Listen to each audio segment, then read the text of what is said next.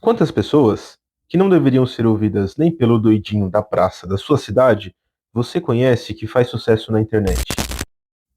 Ou pior, quantas dessas, além de se fazer de entretenimento, tentam encampar campanhas políticas e até mesmo conseguem se fazer eleger político? Será que uma sociedade em que uma das classes mais importantes, a classe política, embora no Brasil isso tenha sido assim por raros momentos, realmente, se aqui um dia já foi, sai de um programa como o Super Pop, CQC ou Pânico na TV. O Brasil elege piada de Super Pop, de CQC e de Pânico até hoje, e você nem sabe mais o que significam essas coisas. Os programas de baixa qualidade foram esquecidos nos VHS velhos e empoeirados, se não na própria lata de lixo da história. Mas se esqueceram de envelhecer e caricaturar também os políticos. Ah, esses ficaram. Seria então o caso de proibir a piada e o humor na política?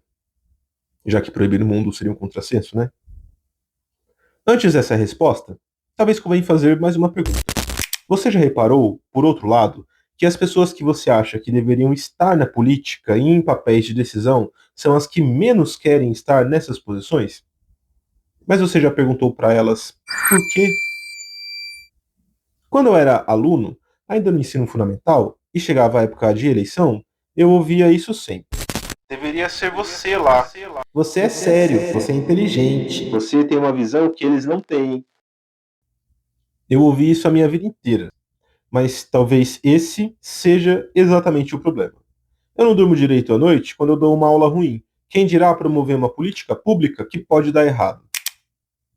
Nunca tive a vontade de ser o político, a pessoa realmente responsabilizável. E olha que oportunidades não me faltaram. E é também esse um outro grande problema do nosso país. Quando as pessoas certas escolhem ativamente se afastar da política porque sabe qual é o verdadeiro problema, essa é uma das bases do problema. E quão monstruoso e poderoso ele realmente é, né? Mas isso é um outro papo. E isso não é papinho de militante, é um fato.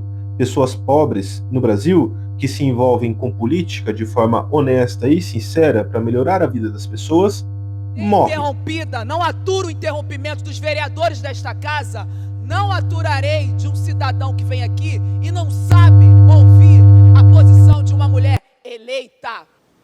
Desistir, tampouco, no entanto, nunca foi uma opção para quem vem de baixo. Não é porque eu estou na internet que isso muda a minha realidade e a minha origem. E como essa conversa não é sobre desistir, ela então é sobre resistir. Porque eu poderia ter me acomodado, como muitos fazem, e ter ficado em qualquer um dos mais de 8 empregos diferentes que eu tive, antes de decidir ser professor. E isso nem é mérito meu. De onde eu venho, a gente faz o que dá e não o que quer. E observe que entrar todos os dias, às vezes de manhã, à tarde e à noite, no mesmo dia, em uma sala de aula e dar uma aula que seja boa, decente e que colabore para o desenvolvimento de outro ser humano, não é a atitude de quem desistiu. É a atitude de quem entende que a política não se faz só em Brasília, no meio dos poderosos. Se faz no mundo real, no dia a dia. Mas cansa. A sensação é de estar secando gelo. Por isso eu estou tentando me comunicar.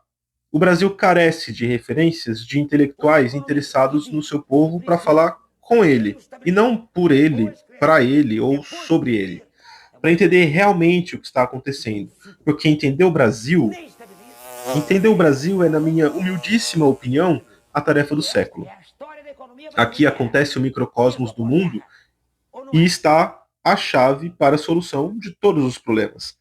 Da fome, do clima, das energias verdes, da integração com a diversidade e o meio. Mas se você não é uma pessoa desligada, você percebeu que há um relógio chegando nos momentos decisivos e a gente precisa fazer alguma coisa. A China é, de longe, a razão principal do nosso desenvolvimento nas últimas décadas. Seja porque ela mesma financia o Brasil de forma direta, de forma indireta, claro, retirando daqui os nossos bens mais preciosos, ou obrigando os países do norte a fazer isso para diminuir a influência chinesa. No fim, a China roda nossa roda há pelo menos 20 anos, e nós ainda estamos nos fazendo de tontos por causa de uma propaganda muito boa de Hollywood a respeito daquele que poderia ser o nosso principal parceiro. E aqui eu falo como especialista, não apenas como doidão da internet. E repare que eu não disse ser parceiro comercial. Se ao longo da nossa história nós sempre fomos tutelados por povos estrangeiros, quando não dominados mesmo, esse é o primeiro momento em que estamos cientes do que está acontecendo no mundo e precisamos fazer algo, já que a inércia não parece mais ser uma opção. Essa é a consequência de querer ser dono do próprio nariz. Quando decidimos sair da tutela de Washington com a redemocratização, foi exatamente isso que aconteceu. Diferente do que sempre rolou na nossa história, pela primeira vez nós temos que tomar uma decisão ativa e dar um passo com a nossa própria perna. Ter a maturidade para fazer isso é o que parece nos faltar. A China, a quem chamo de parceiro, quer nitidamente uma aproximação com o Brasil. Não por outro motivo. Eles precisam alimentar 1,5 bilhão de pessoas. Nós temos essa importância. Se a China quisesse colonizar o Brasil, ela já teria feito.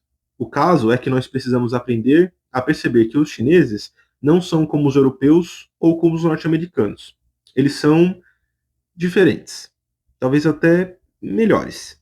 Só que a consequência de ser melhor significa que nós temos que ir até eles, porque eles já demonstraram que não estão interessados em nos colonizar. Será que nós estamos interessados em deixar de ser uma colônia?